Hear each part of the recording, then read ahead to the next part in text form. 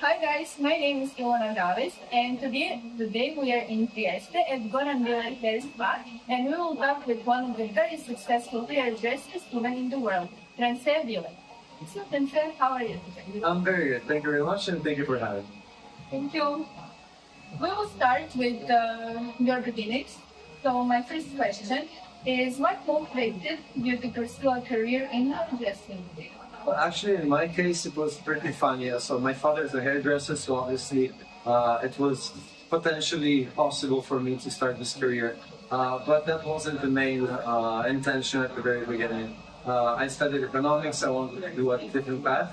But more or less, before starting economics, when I was 17, I was traveling with my father abroad to different fashion shows and using one of the very first iPhones, which had a decent camera. I was taking all the photos of the models during the show. During the night, when I got back to the hotel, I was checking the photos that I took of the models, and I realized that all the models were pretty good looking and half naked. And I didn't realize it, so I wondered either I am gay or I'm very interested in the hair that I was seeing on stage. I discovered that I wasn't gay, that I was interested in the hair. And that was pretty interesting considering the age. 17-year-old men just see that, obviously just see girls. Instead, in that moment, I wasn't seeing the models as female beings, as the girls, but I was concentrated on the hairstyle and the hair colors that were attracting me so much. So from that point on, I decided to go deeper into the subject of hairdressing, and from there on, I started studying as a hairdresser. Meanwhile, I was studying economics at university. Very interesting actually. Now we go like, how did your career develop and lead you to where you are today? So when I subscribed to enrolled in university, I started doing my training sessions as a hairdresser. So I would have university from Monday, Tuesday, Wednesday from 9 to 6:45 p.m. Then on Thursday, Wednesday, Friday, Thursday, Friday, Saturday, I would work in the salon. And then Sunday and Monday, I would either work in the salon to train myself. So when the salon was closed, or I would go around Italy or Europe to train as a hairdresser. Once I finished my classes in university, I moved to London for 6 months to study at the Sassoon Academy for hair cutting lessons. And after the Sassoon Academy, every day at 5 p.m. I would go to the Trst salon in Great Portland Street and work from more or less 6 p.m. To 9 p.m. in their salon for free because I had to train myself, so I couldn't expect to be paid, obviously. Once I got back from London, I started working full-time in the salon, and after 4 years more or less, of always doing more and more trainings, almost every weekend without exaggerating, I started to become ambassador for different brands. Until becoming ambassador for L'Oreal, which means that I'm a certified trainer for L'Oreal, that they send me around other salons in other cities in Italy to train other hairdressers. Wow, nice. Can you tell us for like a little fun fact, what was your hardest thing to learn? What you hated in your school days? Well, in my school days, in my training days, because my school was never a hairdressing school, but in my training days, the thing that I hated the most was highlights. Traditional highlights, yeah. I hated them because I wasn't very methodological. I didn't have a strong method. I wasn't clean, I wasn't precise. But insisting on doing that until I got clean and precise, now I can't work if I'm not clean and precise. And I really hated it. I remember on Sundays I would be at home on a doll working with water mixed with flour instead of just wasting bleach product. And I would be there working and doing the highlights, and the comb would fall and the product would leak out of the foil, or I would stain the roots. It was terrible. I hated it, but I kept on doing it until I did it well enough to do it on clients. And now it's one of the services that I do with the most ease of all the services, and that gave me a lot of methodology also for working in a clean way on haircuts, which is absolutely indispensable. So now we want to know who or what influences your creative style the most? Well, my father for sure influences me the most as a creative style. He's in Italian we would say un mostro sacro, which means like a sacred monster, because he always manages to see a point of view that you don't see at first. And other thing that I really respect of him is he never judges anybody's opinion on the styles or looks. So you can be 17 and be doing something that others would consider weird or a dirty look or exaggerated, but he will still try to see and what could be a mistake or could be a different interpretation of what you're creating. He will still try to see something interesting that he will for himself take home and develop then to create something from it. And many of his cutting techniques actually are born from seeing others working in a non-clean way or in a wrong way, but he got ideas from that. Somebody else I'm very inspired to, who I actually met and I'm very glad to have his phone number, is Angelo Seminara, and if you don't know him, you should. He's a hairdresser from Calabria, but he moved to London when he was 14. And he's the first hairdresser in history whose works have been exposed in museums such as the MoMA, Museum of London and New York. His works are absolutely creative. He doesn't work in the salon, but the creation he does are another level. Now, we were here for 3 months, so we can see the dynamic in the salon. But for you, we want to ask instead, how do you approach your consulting clients before a hairstyle or color change? So before a color change or color correction, so first of all, I want to get to know a bit the client, but we don't have time to do chit chat, ask her what she does for the holidays or stuff like that. We want to know a bit more of the client, understanding her lifestyle from a hair point of view. So how often she washes her hair, does she do a lot of sports, does she go to swimming pools, does she do saunas often? So all these things that obviously would influence and speak to the hair as a matter of change. Then I would also want to understand why she has the color that she has today. If she wants a color change, I want to understand if her hair is natural, why did she keep it natural? Or if it's red and she wants to go blonde or she wants to go black, why did she decide to go to that color in the first step? What are the requests that she asked to the hairdresser previously, the previous hairdresser from us, what she asked to him or her that got her to that color? So if she asked a warm tone and she got fire red, I need to know that, especially to understand what her communication is. And then I want to understand where she wants to get and how much time she wants to dedicate to the maintenance of the hair. Does she want to come every month? Does she want to come once a year? And also, how much is she interested and aware that she will have to take care of her hair? So does she think she's gonna buy a shampoo and conditioner of Pantene and that's all, or she's willing to use specific products? Does she use iron or a hot tool every day, or she doesn't even dry her hair? So you need to know as many information as possible, but for sure you need to know the starting point, where she was, why she got where she is, and where she wants to get, and how long does she want to dedicate on her hair once she changes it. We know that you have your own hair care project. So my next question is, what is the secret to long-lasting and healthy-looking hair? Discipline and constancy. So you can use the best product in the world. It can be made of gold, or it can be water from Medjugorje. It won't work if you use it once in a while.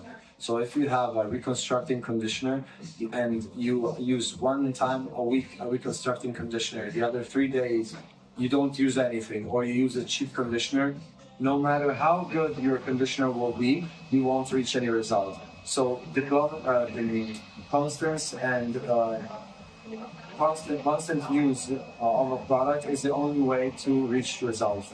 Regarding our products, we are very happy about our products, and mainly our clients are very happy about our products because they were made according to our needs, and our needs exist because of the client's desires. So if I want a conditioner which is strongly nutrient and highly reconstructive but doesn't make hair heavy, I know this because my clients asked me this. So the moment we were doing our line, these were the indications we were giving to the laboratories. Okay, so how much time do you need to actually go from your idea to the finished product that we have today? So the first product we developed it was the no rinse reconstructing foam. That was in 2017, so it's 8 years ago. We got the full line where we have shampoo and conditioner and other products for styling just 2 years ago. And still we're changing some things of these products. So I would say in order to have a good product and change it according to your needs and the client's desires, I would say at least 2 years of testing of the product.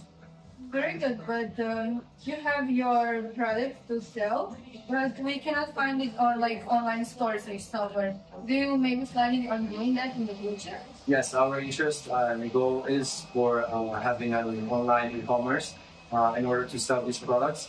But right now we are, especially are dedicating any type of free time and investment money we have for our academy, which we know about, Vodila. So our priority right now is not to sell the product online. We will, for sure. In the meantime, we'll keep on testing it and refining it and also changing the packaging, making the packaging more sustainable from an environmental point of view. But until we get to that point, I am dedicating all of my free time, extra time from the salon on developing the virtual academy. Very good. Of course, we are Gen Z and we want to know something about trends. Can we ask you, which hairdressing trends do you consider the most important or the funny at the moment, if you know them? So it's good that you said it trends and not fashion, because fashion as a whole does not exist anymore. Fashion died more or less in the 80s, 90s. Now there's different trends. So if you speak to somebody who's more grunge, somebody who's more hippie, somebody who's more old money, they will have their own style and their own interpretation. For sure, styles which to me are funny are styles that do not suit the person, but are actually a statement which is rather cultural or even more political. So I won't have a good hair color, it will be just a messy hair color just because I want to make a statement of what my social class is. And it's ridiculous to me because nowadays, in Europe at least, the old continent, everybody can afford a decent color and a decent products for hair care. But many decide not to have a decent color because they want to look punk. But punks dedicated a lot of time to have a good hairstyle. Grunge is the same exact thing. So in order to have a bad image to prove what your cultural, political views are, that to me is ridiculous. But that's not only about the hair, that's also about the clothing. Like to look dirty and not well kept and not elegant, which elegant can mean everything, not elegant in an old way. But elegant, that means that you have an image that you are put together in some way. And not to follow these rules, just to prove something, but making yourself look bad, does not really make sense. I mean, if the fashion is to wear leggings, but I'm talking for myself, the fashion is to wear very skinny jeans for a man, but I have a bit of a big ass or a bit of chubby legs. Why should I follow a fashion just to follow the fashion and make myself look bad? My legs are a bit chubby, I'll wear a bit wider jeans. If my arms are skinny, I won't wear a tight t-shirt. I'll wear a bit more loose of a t-shirt. The goal of fashion and design is not something aesthetic. It's something that serves a function, serves a reason. So these design chairs, they're not only good looking, but they're comfortable. The height of the arm rest is exactly the right height to be comfortable. The jeans are cool, yes, but they are comfortable. High heels, the real expensive high heels, are cool, and they're expensive not just because they are of Jimmy Choo or whatever other brand, but it's also because they're more comfortable than the 50 or 80 euros Zara high heels, which may look the same. So it's all about good taste and also, good taste, good image, good representation, but also something that makes you feel better, either emotionally or physically. Very good. we talked about trends and how they're very fast actually now, and it's 1 week is now this, and then the second week is something else. So I want to ask you, how do you keep up with new techniques and styles in hairdressing? So in the past, what you did, the only thing that you did until 6 years ago, apart from magazines and apart from fashion shows, all the training that you do with the companies, they would teach you all the upcoming techniques, and as a L'Oreal ambassador, what they do for the inside employees of L'Oreal, such as the ambassadors, they would give you in advance the trends upcoming for the next years, especially because the trend of year 2027 is built by the fashion industry in 2020. So the trends that are coming in 7 years are being decided today. The fundamentals, then the little specifications they will follow through during the years. But fashion is not something that comes out today. The fashion of today came out 7 years ago. Then it can have some changes. But for sure, nowadays, reading a lot, watching movies and series are a very good suggestion of what trends can be, and there are many examples we could use. Obviously, social media. Social media, though, has to be filtered very well. That is not done by the algorithm, but that should be done by the people, by yourself, following the people you follow. So if you're gonna follow somebody like the Kardashians, you will have some type of trends that are trending in the States, and something which is very studied. They won't have like a do-it-yourself trend. They know what they're doing. When they did the highlights like zebras, they knew what they were doing. It wasn't like Avril Lavigne in the 90s who would have zebras on her hair and she didn't know what she was doing. People like Kardashians are very aware of the choices they make. So if you follow somebody whose image is so constructed, you have to know that you are following a plan. If you follow somebody who, and that is my suggestion, somebody that you like as a person on social media, who you share the same interests, the same culture, the same beliefs, and she has good taste and she knows how to put things together on herself, about outfits and whatever else, then for sure you can get some big influence. But my biggest advice, and that's what I do, is following the artistic directors of big brands, and not very much seeing what they publish about the brands, but about their everyday life, what the content of their stories is, of the behind the scenes of when they're working, and see what they are looking at. But then again, everything is very cultural, so until last year, brands were very focused on having trends that would be very respectful towards the LGBTQ+, and that wouldn't be fashion, that was political and that was cultural. So Calvin Klein having Mark Wahlberg in the 90s with a six-pack, muscular, with the Calvin Klein underwears, that was the fashion of the moment. Now the last campaign of Calvin Klein was curvy, because we can't say more, otherwise I would be labeled as a fascist.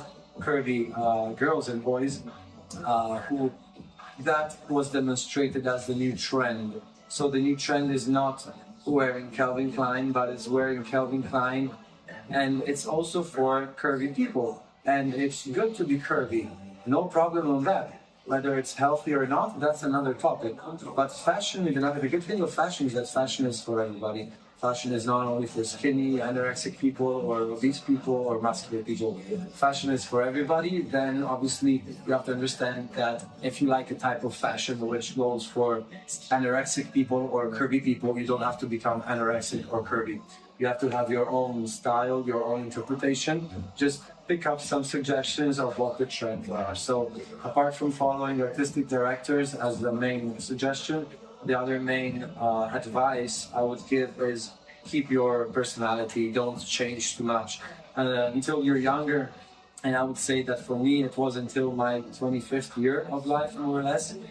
I would change style every 6 months. I was first more in a rap style, so I was wearing baggy pants. I liked like base basketball shirts.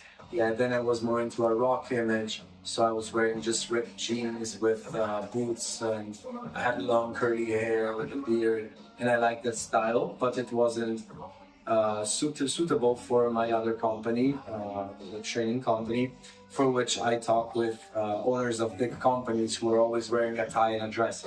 So I had to change again. Now the style that I like is the typical Italian elegant style from center Italy, more or less. So clean clothing, not too many colors, and very elegant, but not old elegant, like a new type of elegant, which makes the person come out before than the dress. So also about this style is not only how you feel comfortable, how you look good, but it's also what you want to communicate. So if you want to give an image of a strong woman, very decisive, very sure of yourself, for sure you don't need to go on 3,000 colors and being like a rainbow, but you have to be more clean, more concise, having maybe stiffer built shoulders on the dress, having a more clean image. If you're like models, Instagram models of today with pumped up lips, your breast showing up, very short skirt,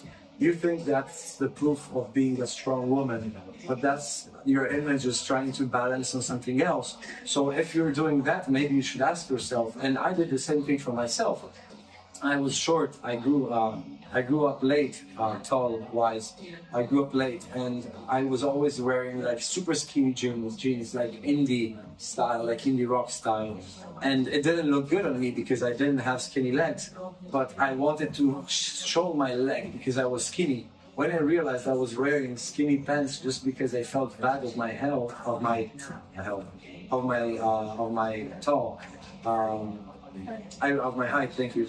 I realized that actually putting a negative aspect to myself, showing my chubby legs in order to look taller, I was getting two things wrong at the same time. So once I started wearing a bit more loose pants, I both looked taller and I didn't look with chubby legs. And thanks God I grew up and that was not a problem anymore.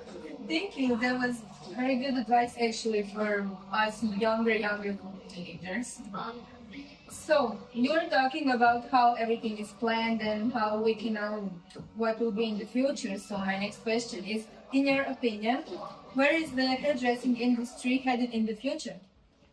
This is a very good question because years ago it was easy to forecast any big change or minor change in our industry or other fashion industries. Nowadays, it's not anymore about cultural and political as it always was, but it's also very much social. And I'm not talking about social media. Social media is just a means through which this actually comes out. But it's about social well-being, social perception. So the changes can be very important. So I'm not able to answer from a fashion point of view the changes. The changes in the industry of hairdressing for sure will be fewer hairdressers, fewer hair salons, not fewer hairdressers, fewer hair salons, which will have more personnel with more hairdressers who will be much more professionalized and trained. So it will be impossible in 10 years from now to see a small hair salon with 2 employees, a boss and an employee, or a boss and 2 employees, working with the old ladies living around the block or the girl who wants to spend less money. It won't be possible for the first reason that having social media being at hand to everybody, we see what a certain high level of result can be. And the small salons can't invest on the training, so they won't be able to give a high level of service. They will just be able to give what you gave in Italy 40 years ago or in Croatia 40 years ago. That's the quality they had from school 40 years ago, and that's the quality that they're still offering now at 60. And the same goes in Italy, the same goes in Slovenia, and Croatia, all around the world, all the way to the United States. So for sure there will be fewer salons with a higher number of employees who will be very much trained. And yes, I think that the question could also move on to that, artificial intelligence, that will influence our job. But if you are well trained and that if you can make a difference, the higher level of services that these hairdressers will be able to offer to the clients won't be substituted by artificial intelligence, but will be helped. So a hairdresser who will be professional in the future will be using artificial intelligence to make his job better. For example, 6, 7 years old today who are hairdressers do not follow fashion changes, do not look on social media, do not study the change of products, because everything is the same. You look into the job as we always do it, because it always worked. That's true, but it's also true that they are finding themselves without clients. So whoever will think in the future that they can live and be a hairdresser without having to have the use of artificial intelligence in their salon, they're already on the wrong page and they will for sure die. So my advice on this is, do not stick just to the hairdressing industry. Educate yourself reading a lot of books.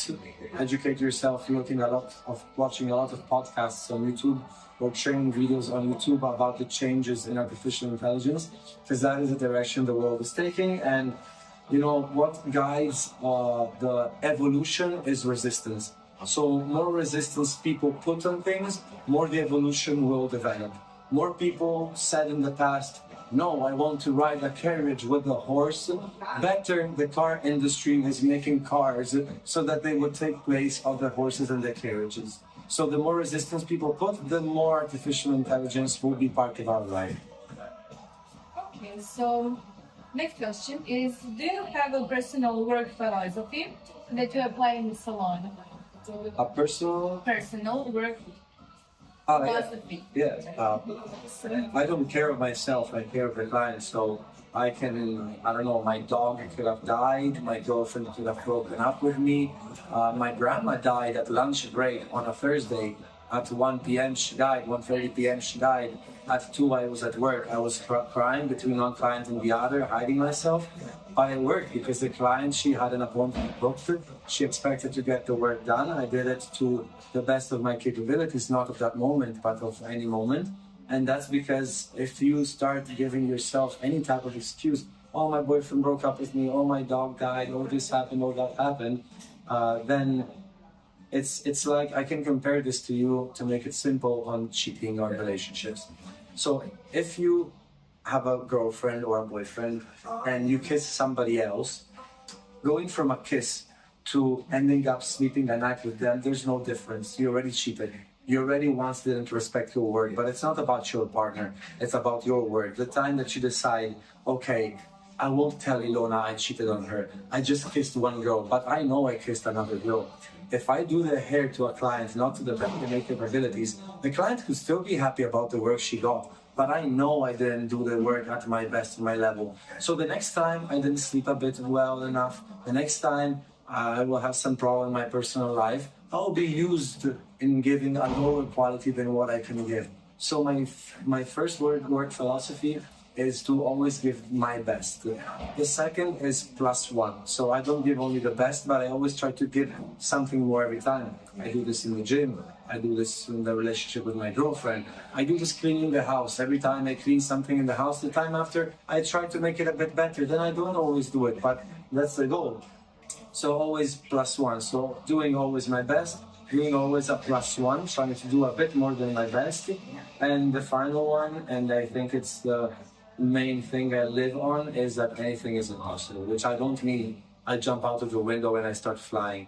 But if you start thinking that some things are impossible and you start saying I can't, which is a thing that I hate to hear, then you won't do anything in life. Kids, babies fall to the floor thousands of times before they're able to walk.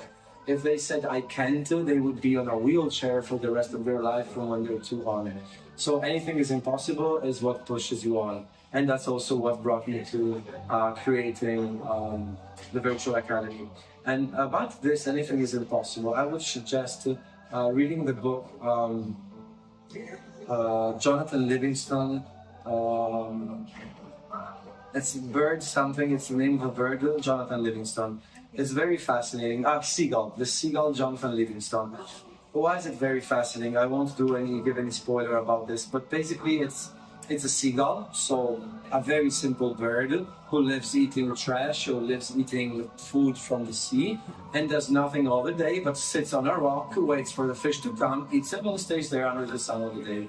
And this seagull called Jonathan Livingston, in this book, in this novel, he wanted to be like an eagle. So instead of eating the fish like the other seagulls, he was training to fly like an eagle, to dive down fast, to change direction very fast.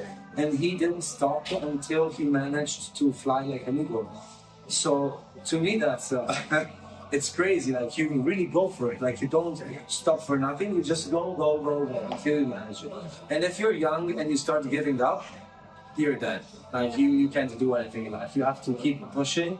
And it's better to live. And this is one of the quotes that hit me the hardest. You can live a life in paradise and die and spend an eternity in hell, or you can live a life in hell and die and live an eternity in paradise. Simple example to give some consistency to this topic.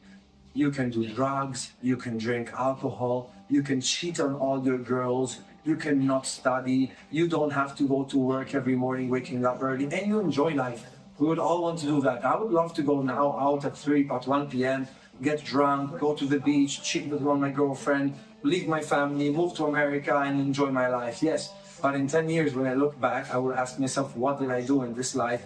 Nothing. And I will live the rest of my life until my death, and maybe even after my death, depressed because I didn't do anything. I would rather now go to sleep early, wake up early, don't drink alcohol, be loyal to my decisions and my partners, and not sacrifice, but dedicate myself to my goals. I never heard anybody going to the gym to get a six-pack and to get muscles and complaining, oh my God, I'm sweating so much. It's obvious. If you want to reach some level, if you want to reach some goals, you have to work hard for them. If you want to become a good hairdresser, a good boyfriend, a good girlfriend, a good husband, a good entrepreneur, a good citizen of the world, you have to work hard. You can't just get things easy. Nobody has been fit without working hard. Nobody made money without working hard. And if you say, yes, there are models who work on OnlyFans, which are not models, people who work on OnlyFans, or social media content creators, it's not true, because OnlyFans people, they sell their image. They sell their image. It's just another level of prostitution. So they're selling their image, their persona, to get money. Social media content creators, they actually work a lot. You spend all your day on your phone. And when you go to the grocery store to buy some pasta and some tomato sauce, you will have to be looking good because people will take pictures of you. So it's another level of sacrifice. We tend to see things of other people, what other people do, as very simple, as very easy, and they just get to the Ferrari driving in Dubai or New York. It's not like that. That does not exist in any world. It's just sacrifices that brings to things. And sacrifice is the best thing. The sacrifice is what divides people who are successful to people who will just survive until death. Either you live and you sacrifice, or you survive until death. And then when you're 30, you will start saying, okay, 35 more years till retirement. And that's your next step. You get retired at 65. And once you're 65, you'll be looking at the next step, which will be what? Death. And that's your next thing. So your levels are finishing high school, going to work, retirement, death. Then there are some small phases in between, but they mean nothing, literally nothing. Wow, nice, very nice. Thank you. Before our last question, I want to ask you, we know that in a couple of days you're going to New York. So can you tell us something about that? So Intervju for America and Canada, which is the biggest or second biggest hairdressing association in the world, has called me to their fall fashion show that they will be presenting on the 29th, if I'm not wrong, of September in New York City, downtown at the Hilton Hotel. They asked me to be present in together other international talents, and that makes me very proud. Coming from all the world, from Asia, from Europe, from the States and Canada, obviously, to present our works on stage. They asked me to present a haircut. Apparently, there's been voices of me being a good haircutter, which obviously is something I'm very proud of. So they called me there, and I will be presenting a technique that I developed myself more or less 8 months ago, and with the help of my father Goran, without whom would not have been possible to develop it. I designed this final haircut, which is not about the final image of the haircut, but it's about how easily it is maintainable for the client and how effortless it looks as a final result. So it will be a full day of show where I will be presenting on stage in front of over 600 people, which are not random people. They are hairdressers invited worldwide for this event, so very targeted audience. And also very demanding, because being the best hairdressers in the world, it's not like having Maria, the hairdresser from the town, you know, which would be easily. Pressure. Yeah, exactly. It would be easier to impress smaller hairdressers, but these are kick-ass hairdressers worldwide. So I will really have to keep the notch very high. And after the show, we will have, which I will have half an hour on stage. And I don't know if you're used to this type of shows, but half an hour is a lot of time to have on stage in front of 600 people. And I mean, my hands will be filmed all the time, so there's no space for mistake. Exactly, high pressure, but I love pressure.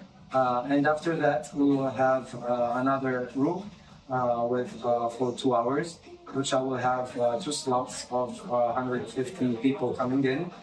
It will be a round stage, so people will be able to walk around the stage and ask me questions, and also go hands-on the hairstyle. It's like a hot chair. Yeah, basically, yes. Oh my god. But well done. That's very actually inspiring and actually very wow. It's one of the good goals I reached now, but there's many more I have to reach. I mean, it's not every day that somebody comes up with a haircut. Yeah, I know, but I mean, it's possibly done. You just have to think it another way. Meanwhile, we go on. Let me ask something. Chi mi può portare velocemente un paio di forbici?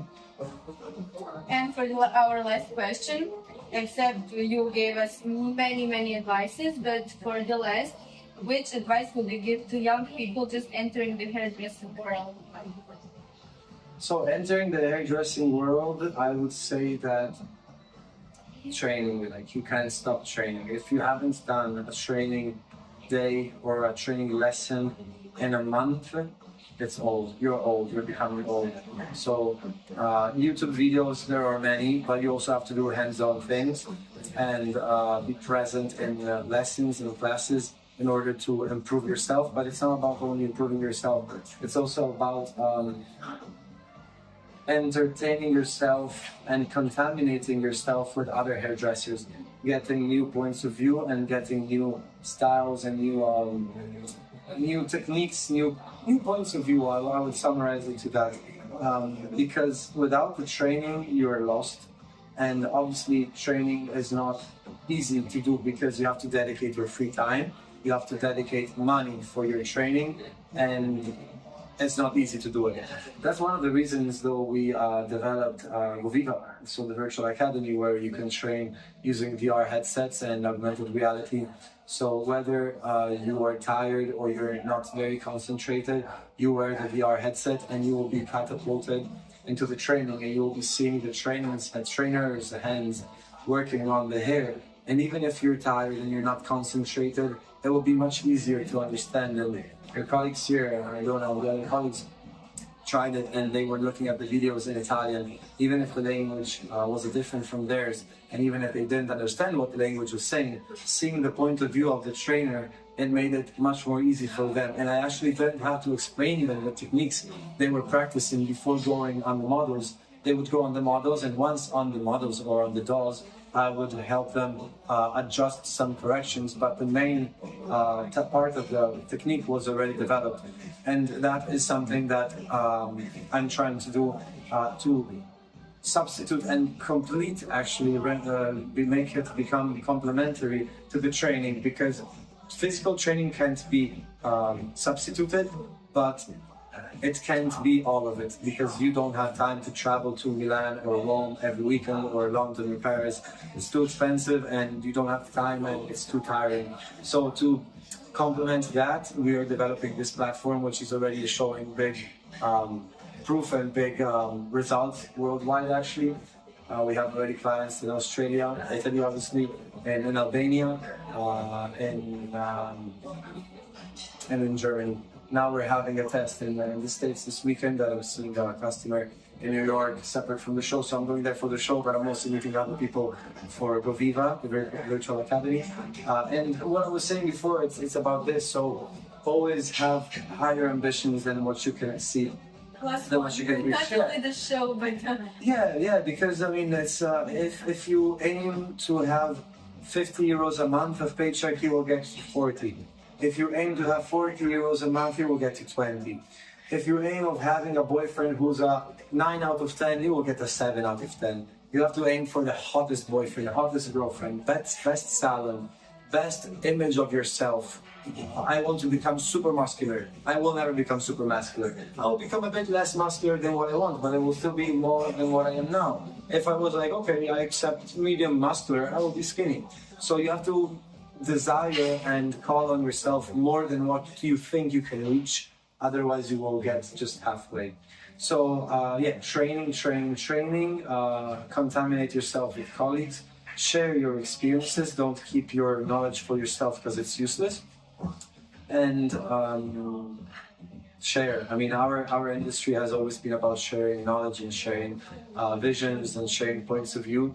And it can change now because of social media or because of AI. So you have to share and you have to contaminate and let yourself contaminate and never say I can't and never say that's wrong. that was the perfect ending of our today's interview. Thank you, Francesc, for getting some time to be here. And thank you guys for watching. I hope you learned something.